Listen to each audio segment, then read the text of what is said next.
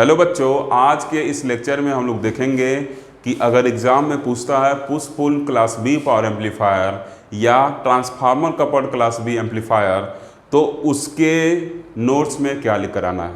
कल हम लोग अच्छे से डिस्कस किए थे कि push pull class B amplifier का सर्किट क्या होगा, उसका वर्किंग क्या होगा, उसका इनपुट क्या होगा और उसका आउटपुट क्या होगा। तो जो बच्चे डायरेक्ट इस लेक्चर को देख रहे हैं वो पहले जाके कल वाला लेक्चर देखें, उसके बाद इस लेक्चर को देखें, तभी ये लेक्चर उनके समझ में आने वाला है। ओके, चलिए आगे बढ़ते हैं। अब देखते हैं कि क्या हम लोग नोट्स में लिख कर आएंगे। तो देखिए, सबसे पहले हेडिंग डालेंगे push pull class B power amplifier या transformer coupled class B power amplifier. मैं हेडिंग नहीं डाला, वो अंडरस्टूड है, आप उसको हेडिंग लिख लीजिएगा। उसके बाद क्या शुरू करना है, लिखना है कि the push pull circuit required to transformer. उसके बाद लिखना है कि जो पुश पुल सर्किट है वो दो ट्रांसफार्मर की उसमें क्या पड़ती है, ज़रूरत पड़ती है। आप अगर सर्किट कल देखे होंगे तो दो ट्रांसफार्मर लग रहा था। पहला ट्रांसफार्मर क्या है, one is input transformer comma called driver transformer and other connected to the load comma called output transformer. एक क्या हो रहा था, इनपुट पे लगा था, और एक क्या था, आउटपुट पे लगा था। जो इनपुट पे लगा था उसको हम लोग ड्राइवर ट्रांसफार्मर कहते थे, क्योंकि पूरे सर्किट को वही ड्राइव कर रहा था। और जो आउटपुट पे लगा था लोड के क्रॉस, उसके क्रॉस हम लोग क्या ले रहे थे, लोड ले रहे थे, लोड के क्रॉस कनेक्ट किए थे और उसके क्रॉस आउटपुट ले रहे थे, इस वजह से उसको आउटपुट ट्रांसफार्मर नाम दिए थे। ओके, अब देखिए नेक्स्ट लाइन में क्या लिख के आएंगे, both the transformer are centre tap transformer. आप देखे थे दोनों ट्रांसफार्मर जो था, जो इनपुट सेक्शन में था और जो आउटपुट सेक्शन में था, दोनों आपका सेंटर टैप ट्रांसफार्मर था। क्यों यूज किया गया था ये भी आपको समझाया गया था।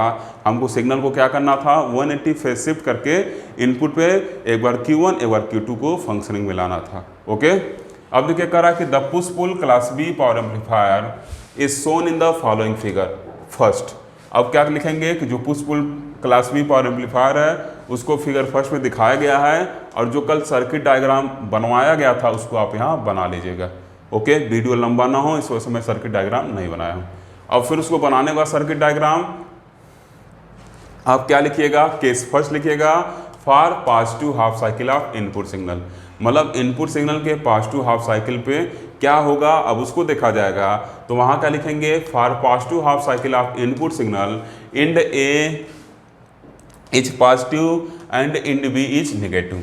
कल हम लोग सर्किट में देखे थे कि इंड ए क्या था, इंड बी क्या था। तो जब यहाँ से देखिए बना हुआ है, जब पॉजिटिव हाफ साइकिल आ रहा है तो IB1 इस पर लग रहा है, तो इंड ए जो आपका क्या होगा, पॉजिटिव होगा। और नीचे जो था दूसरा वाला ट्रांजिस्टर, उसका इंड क्या था, बेस वाला इंड बी था, तो वो क्या हो रहा था, निगेटिव हो रहा था। मुझे पूरा उम्मीद है कि आप कल के लेक्चर में इस चीज़ को समझ चुके हैं, अतः इसमें डिटेल में जाने की मुझे कोई ज़रूरत नहीं है। बस थोड़ा सा नाम मात्र समझा दे रहा हूँ ताकि आप उसको गेन कर लें। अब देखिए ए पे क्या होगा, जब ये इनपुट सिग्नल लगेगा पॉजिटिव वाला तो ये कंडक्ट करेगा। इसका नाम हम लोग Q1 लिखे थे, ठीक। ये क्या करेगा, Q1 कंडक्ट करेगा और इसमें से करंट फ्लो करेगा। ये क्या था आपका प्लस माइनस VCC था, और जो नीचे वाला ट्रांजिस्टर था, इसके नीचे Q2 था, वो पूरा का पूरा क्या हो जाएगा, आपका कट ऑफ में चल जाएगा, क्योंकि इंड बी क्या हो जाएगा, निगेटिव। तो ये NPN ट्रांजिस्टर है। इसी तरह नीचे भी NPN ट्रांजिस्टर है, तो उसके P पे जब निगेटिव लगाएंगे तो कट ऑफ रीजन चल जाएगा, क्योंकि दोनों जंक्शन आपका रिवर्स बायस में हो जाएगा, तो वो कंडक्ट नहीं करेगा, तो बस ये कंडक्ट करेगा। इस वजह से नीचे वाला पूरा सर्किट मैं हटा दिया हूँ, बस ऊपर वाला सर्किट लिखा हूँ यहाँ पे। आप एग्जाम में भी ऐसे लिख कर आएगा, डेफिनेटली अच्छा नंबर पाएंगे। अब देखिए क्या होगा, फिर लिखा जाएगा for positive of cycle of input signal end A is positive and B is negative. यहाँ तक आपको कोई डाउट नहीं है।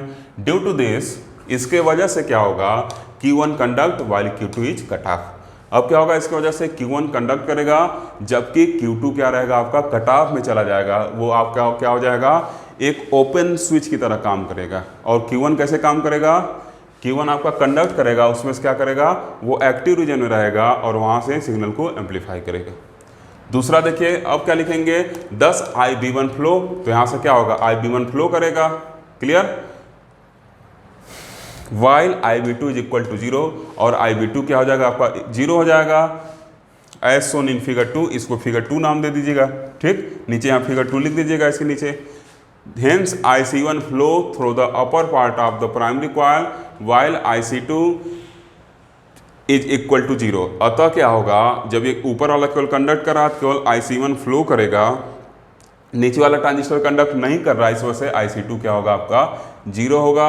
And thus positive half cycle is produced across the load. और क्या होगा आपका, ये करंट ऐसे जाएगा और positive half cycle load के क्रॉस क्या होगा मिलेगा। इसी को हम लोग कल अच्छे से समझेंगे, कल अच्छे से समझे थे, ठीक। तो आप इसके पहला लेक्चर जरूर देख लीजिएगा।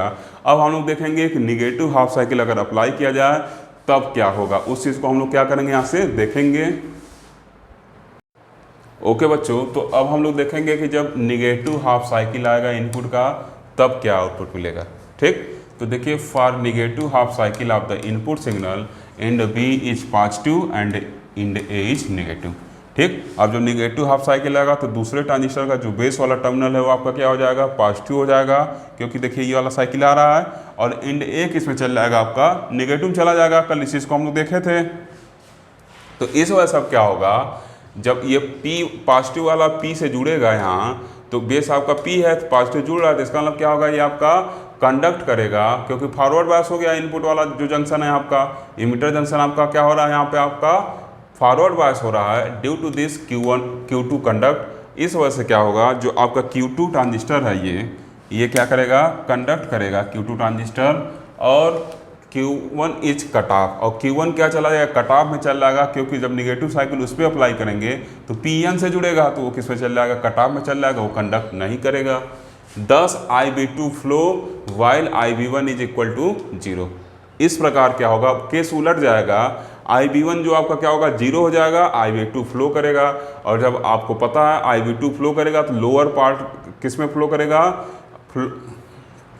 IB2 दूसरा ट्रांजिस्टर में फ्लो करेगा। यहाँ पर देखिए क्या लिखना है उसको मैं पढ़ दे रहा हूँ। 10 IB2 flow while IB1 is equal to 0 as shown in figure 3। Figure 3 यहाँ लिख दीजिएगा। इसमें क्या होगा, IB2 आपका फ्लो करेगा और IB1 ऊपर वाला पूरा 0 हो जाएगा, इसलिए देखिए मैंने ग्राउंडेड कर दिया उसको। पिछले केस में नीचे वाला जीरो पूरा कटा में चल जा रहा था लोअर पार्ट, इसलिए ग्राउंडेड वाला नीचे बनाया गया था। इसमें अपर पार्ट चल जा रहा है, इस वजह से अपर पार्ट को ग्राउंडेड बना दिया गया है। ओके, अब लिखेंगे कि जब IB2 आपका फ्लो कर रहा है तो उसके करस्पॉन्डिंग IC2 फ्लो करेगा। 2 मतलब क्या, Q2 ट्रांजिस्टर के लिए 2 हम लोग यूज किए थे और Q1 के लिए 1 यूज किए थे, ठीक। Hence IC2 flow through the lower part of the primary coil while IC1 is equal to 0। और क्या हो जाएगा आपका IC1 क्या हो जाएगा, 0 के इक्वल हो जाएगा।